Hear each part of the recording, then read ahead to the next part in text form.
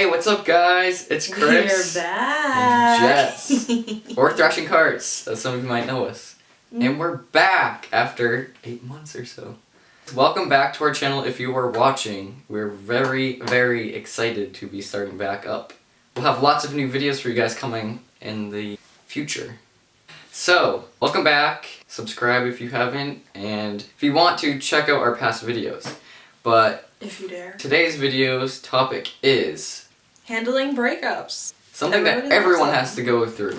Yeah, sorry kids. Womp womp. Sucks to be you. And everybody else, literally. We figured we'd just start off with a simple video of some wonderful advice from your friends Chris and Jess. I think we should start with the initial emotions and handling the emotions. Because you feel a lot of emotions after a breakup. That heart is just ripped apart. Yeah. So ripped out of you. Torn into little itty-bitty pieces until absolutely nothing is left. And you just feel dread and misery. Sadness. And sometimes you end up eating just a shitload of ice cream or drinking a shit ton of booze. You know, it could turn out either way. Maybe that's only Jess's version of how she deals. I didn't eat a lot of ice cream. Just pointing that out. Your heart's ripped out of your chest and it sucks, but you'll get over it. So what do you do when your heart is torn into little itty-bitty pieces of nothingness? I had to find a couple different outlets. I wrote a lot. I ended up exercising a little bit. What did you do, Chris? What did I do? I was sad because it was a very, very close friend. So I was like, oh, everything's gonna be different now. But I kind of just went about my regular life. I mean, it felt a little bit lonely. How long were you dating? 2 years. Actually, it was almost, I want to say almost 3. And this was already 2 years ago, so I'm just like, whoa, like flashback. Hot damn. Yeah, it happened right at the end of summertime. I just moved on and dealt with it.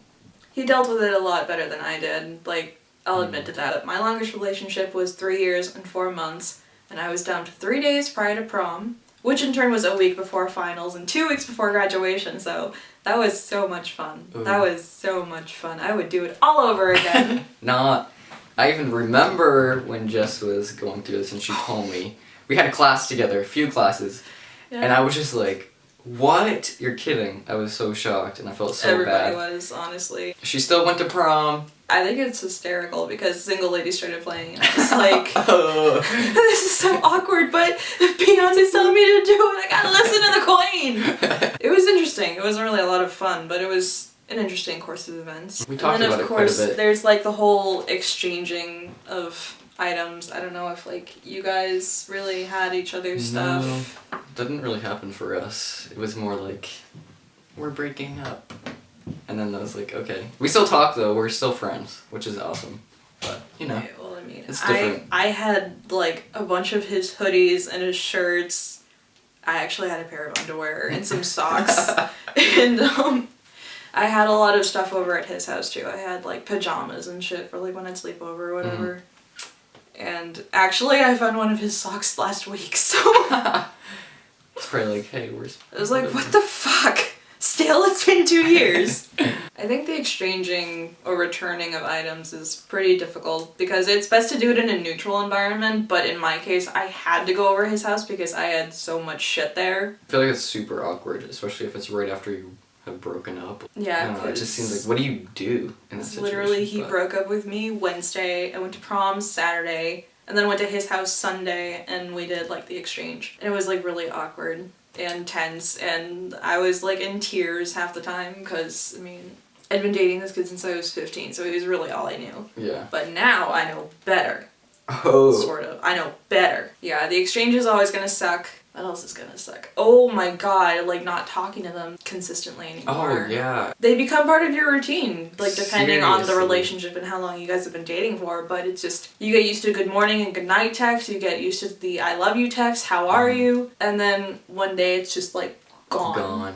Oh, that was like for me because my whole weekend was like literally with my ex and like we literally hung out every weekend. We've all been friends since we were like yay big. Itty bitty tots. Yeah. So I would go to school during the week and then the weekends would be here, I'd be free and I'd go to her house, she'd come here. And then it was like, I don't have anyone. Like, yeah, I have friends, but it's like not the same because you're really close to that person. It's like, what do I do with my time now? I have all this free time. And you do feel incredibly vulnerable and alone, but that's not true. You are not alone. Just to like, in case anyone is going through a breakup right now, you're not alone. There are people who care about you. Like, forget that bitch or forget that asshole because you are better than them. Like, you got this. You got this, guys. Don't do anything stupid like I did. Which reminds me. Don't follow Jess. Yes, no, which Listen reminds to what she's saying now. Which reminds me, don't sleep with your ex after you break up.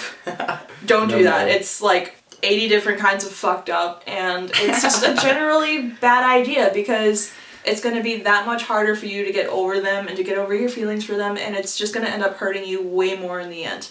Another hefty piece of advice is to just delete them off of social media. I mean, if you think you guys can handle a civilized friendship, then that should be fine. But if you don't think either one of you can handle it, then just block them on Facebook, on Twitter, Instagram. Don't text them, just block their number in general because it's... Because you might end up seeing things that you don't want to see, especially if they've moved on like really quick. Oh, and, like, you see pictures of other people that's like, and it's like enrages, like... Yeah, and it just kind of like sets your blood on fire. It's fun. It is so much fun. Deleting them off social media. Maybe delete pictures as well off your profile with them. Maybe not, depending on how well your relationship was and you think it can be as just a friendship, if that's at all possible. Yeah, I mean, I never deleted any of my pictures on my Facebook from my old relationship. They're still up there, but I don't like go back and look at them. But on my phone, my iPod, and like shit I carry with me all the time, I deleted all of our pictures because like I knew that I'd go and look at them and I'd be like nostalgic, like, oh my god, what's wrong with me? Like, why didn't he want me? And it's just like unhealthy. Speaking of why did he or she not want me, don't force your way, down your ex's throat and like beg and plead to get back with them. Because it's honestly just gonna turn them off to you even more. And you're just gonna be a pain in the ass. They're gonna hate your guts so Actually, much. Fun fact, after like my long-term relationship and all that shit, I ended up going out with this guy for like 2 weeks. And I dumped him because he was like kind of creepy. And fucking... He was like hardcore in anime. Like, I mean, I'm hardcore in anime. Like, I have a tattoo from Soul Eater, but this guy was like, no. He acted like a 13-year-old girl that's like just discovering like the scene crowd and all that. And like, yeah, he had a really big nose too, like bigger than mine. And mine's pretty big to begin with. I ended up breaking up with him, and he just kept texting me like, you didn't even give us a chance. Like, I want to get to know you better. Can we fix it? No. I just don't want to see you. Like, I'm sorry, I'm not... Everyone has their reasons for something. I mean, if you can try to talk to them and be civil and try to figure out just to move on, to help yourself move on, then that's fine. Don't just continue at it for weeks and weeks or even months on end. That's just not cool. And there are more scenarios than just, like, the typical negative, like, they were cheating on you. Like, they might just be in a really bad point in their life and they're uncomfortable with telling you. And if they are uncomfortable with telling you that, then maybe you guys shouldn't even be together because there's an obvious lack of trust in the relationship. Or maybe, like, feelings do fade. Like, they do. It's true. They moved on. It does. Yeah, not everyone falls in love and stays in love with you. Yeah, some people are just a phase. And I know it sucks, but if you were a phase, then so are they. Like, it's fine. That's the cool thing about phase. It's just on to the next one. Also, no matter how pissed off you are, no matter how badly they fucked you over, girl or guy, don't send their nudes to anybody. Don't publish them on Facebook or Twitter or any other form of social media. Just don't. It's a shitty thing to do. That's so bad. And that makes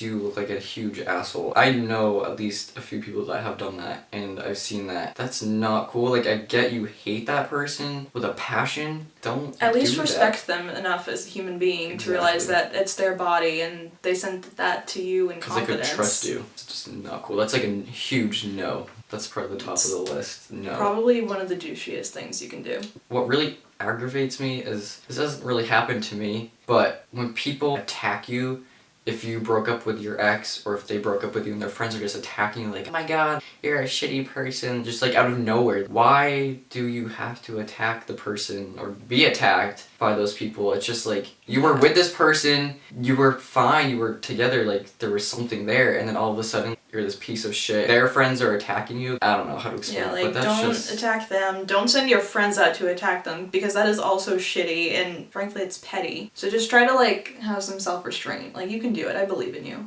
And we understand that it's hard to kind of move on, especially, you know, your circumstances being considered, but you will eventually move on to a stage in your life where you are just flat out pissed. You're just pissed. You don't even want to hear their name. But like when you are pissed off at them, just if you really have to get it out at them, then just send them like one long fucking rant and then be done with it. Because you don't want it to be ongoing. You don't want like that much more drama. You don't need another feud in your life. You deserve to move on and lead a happy, healthy life.